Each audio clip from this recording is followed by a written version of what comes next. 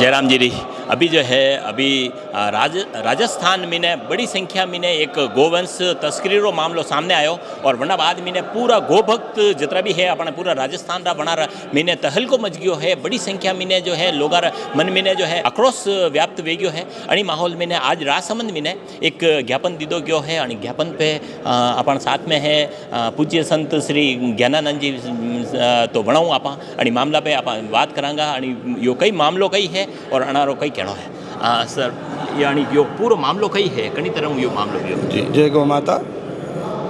राजस्थान में पश्चिमी राजस्थान में प्रचुर मात्रा में गोवंश और गोधन आधारित जीवन पद्धति है। तो नागौर में जो पशुओं के लिए प्रसिद्ध है, नागौरी बैल पूरे देश भर में बड़े प्रसिद्ध थे और देश भर में ले जा कर के उनके कृषि कार्य किया जाता था। लेकिन वर्तमान स्थिति ऐसी है कि प्रदेश के किसी भी भाग में गो आधारित खेती व्यवस्था अथवा बैलों से खेती करना, ट्रांसपोर्टेशन करना लगभग बंद प्राय ही है। और इन पशु मेलों के माध्यम से ये कसाई जो हैं वो पशुओं को, गायों को खरीद लेते हैं, नर गोवंश को खरीदते हैं और उनको इधर उधर रास्तों से ले जा करके अंत में वहीं पहुंच जाते हैं जहां इनको नहीं पहुंचना चाहिए, कत्ल खाने जा रहे हैं। तो ये हम सब लोग जानते हैं और ये पाप इस भारत की धरती पर हो रहा है। लेकिन प्रशासन साथ में रह करके उन कसाईयों का सहयोग करे, आश्चर्य की बात यह है। अभी लगभग 50-60 ट्रक नागौर से पशु मेले से नर गोवंश और मादा भी थी, उसमें वो छोटे बछड़े और बछड़ियाँ सब तरह के थे। लगभग 60 ट्रक गोवंश था, उसमें 400-500 की संख्या में रहा होगा। और इतनी बड़ी संख्या में गोवंश तस्करी करके वो कत्ल खाने ले जाया जा रहा था। और यहाँ जगह जगह जहाँ जहाँ सूचना मिली, गोभक्तों ने उसका विरोध किया, रोकने का प्रयास किया।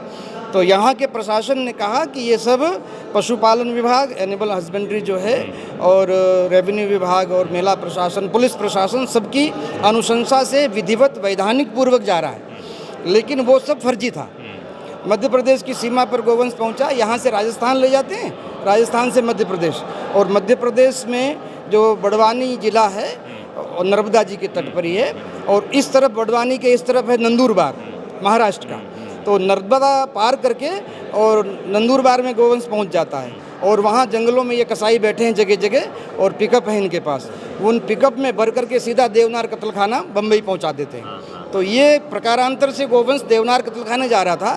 तो मध्य प्रदेश सरकार का भला होना कि उन्होंने जब इनके कागज पत्र देखे तो कहा ये सब अवैधानिक हैं, हम इनको अपने प्रदेश में प्रवेश नहीं देंगे। तो मध्य प्रदेश की सीमा पर जाकर के उस गोवंश को रोका गया। और यहाँ राजस्थान का पुलिस प्रशासन कह रहा था, पशुपालन विभाग कह रहा था कि सब विधिवत वैधानिक जा रहे हैं, लेकिन वो सब फर्जी था। देश में भारतीय जनता पार्टी की सरकार है और हमारे मुख्यमंत्री भजन लाल जी गोभक्त हैं, गिरिराज जी के भक्त हैं, उनकी निष्ठा पर हमको संदेह नहीं है। लेकिन अगर उनकी सत्ता में रहते हुए ऐसा पाप हो रहा है और प्रशासन ऐसा कार्य कर रहा है, तो उस प्रशासन के ऊपर कठोर से कठोर कार्यवाही की जाए और जो भी इस घटना में संलिप्त पाए गए हैं उनके प्रति वैधानिक और उनको रिम्यू फ्रॉम सर्विस अथवा डिसमिस किया जाए, कठोर से कठोर कार्यवाही हो और भविष्य में ऐसी कोई घटना की पुनरावृत्ति ना हो, इसके लिए प्रयास किया जाए और आगे से ऐसी घटना ना हो। पूरा हिंदू समाज, गोभक्त समाज इस घटना से आहत है और भजन लाल जी से विशेष रूप से मैं प्रार्थना करता हूँ कि भाई साहब, आप एक देश में सांस्कृतिक राष्ट्रवाद की स्थापना के लिए जो पार्टी सत्ता में आई थी, उस पार्टी की सत्ता इस राज्य में हो और इस तरह से प्रशासन की मिलीभगत से गोवंश कत्ल खाने जा रहा हो, ये बड़े शर्म की बात है। तो आगे से ऐसी कोई घटना न हो और जो दोषी हैं उनको दंड दिया जाए और पशु मेलों को तत्काल प्रभाव से बंद किया जाए। पशु मेलों को बंद किया जाए। पशु मेलों की आड़ में ये धंधा चल रहा है। बिल्कुल।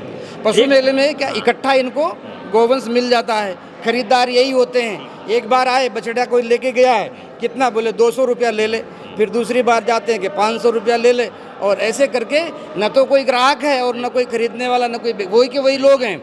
और वो औने पौने 200-500 रुपये में बछड़े और बैल 500-1000 रुपये में इनको मिलते हैं और कत्ल खाने पहुँचते हैं, उनकी लाखों रुपया में कीमत हो जाती है।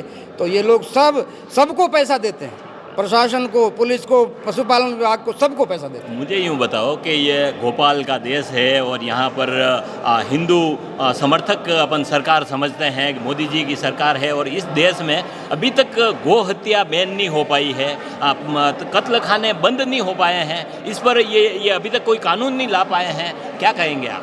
दुर्भाग्य की बात है। देश की आज़ादी का आंदोलन ही गौ माता के प्राणों की रक्षा के लिए ही किया गया था।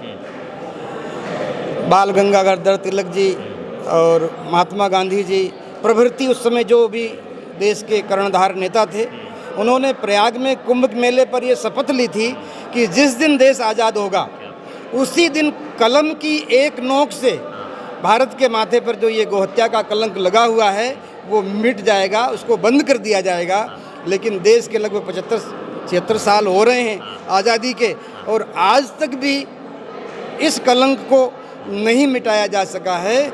आए दिन इस बात को लेकर के समाज में तनाव फैलता है, हिंदू मुस्लिम की बात होती है। मांस तो हिंदू भी खाते हैं और मुसलमान भी खाते हैं, प्रभृति लोग भी खाते हैं, जो भी है, लेकिन गौ माता को लेकर के एक विशेष श्रद्धा हिंदू समाज में है। तो सरकार अगर सांप्रदायिक सद्भाव और देश में शांति व्यवस्था स्थापित करना चाहती है तो गौ माता की हत्या में जो भी संलिप्त हों उनको दंड मिले, अथवा वैधानिक रूप से कठोर कानून बना करके गौ हत्या करने वालों को कठोर दंड मिले, और ये कलंक देश के माथे से मिटना चाहिए। एक जो है गौ सेवा के नाम पर सरकार है खूब टैक्स भी वसूल रही है, सेवा का वो भी बताती है कि हम सेवा कर रहे हैं, लेकिन अभी जो है देखा जाए तो हर शहरों में निराश्रित पशु घूमते रह रहे हैं। इनके लिए जैसे आप गोभक्त संगठन और ये आप क्या सोचते हैं, क्या होना क्या चाहिए? हर शहरों में क्या गौशालाएँ खोली जाए, जहाँ नंदीशालाएँ खोली जाए? ये निराश्रित जो पशु घूम रहे हैं और इनको अक्सर ये गौ तस्कर इनको निशाना बना रहे हैं, इसके लिए आप क्या सोचते हैं, क्या होना क्या चाहिए? सरकारों को क्या कहना चाहेंगे आप? कुछ तो नियम बने हुए हैं, पिछली सरकार ने ही जगह जगह तहसील स्तर पर, ग्राम पंचायत स्तर पर नंदीशालाओं की योजना की घोषणा की थी, कुछ कार्य रूप में भी आई हैं, कहीं हुई नहीं है। यहाँ पर राजसमंद में भी अगर देखा जाए तो नंदीशाला के लिए 10 साल पहले शिलान्यास हो गया, लेकिन अभी तक है जो वो क्रियान्वित नहीं हुआ। प्रशासन की कुछ लापरवाही और उनके कागजी कार्यवाही में इतनी देर होती है। एक हमने 9वीं क्लास में पढ़ते थे तो एक पाठ पढ़ा था, क्या नाम था उसका, आता है और पेंशन कागज लेते लेते भोला राम का जीव। तो वो स्थिति हमारे सरकारी कार्यालयों की है। सरकार के योजनाएं तो बनती हैं और उसको कार्य रूप में परिणत करने वाले यही प्रशासनिक अधिकारी हैं, और इनको भगवान सद्बुद्धि दे। हम लोग भी प्रयास कर रहे हैं अपने स्तर पर, जहाँ जहाँ हमारी शक्ति सामर्थ्य लग रही है, हमारी बात मानने वाले लोग हैं, वहाँ तो हम लोगों ने ये कार्य रूप में परिणत किया है।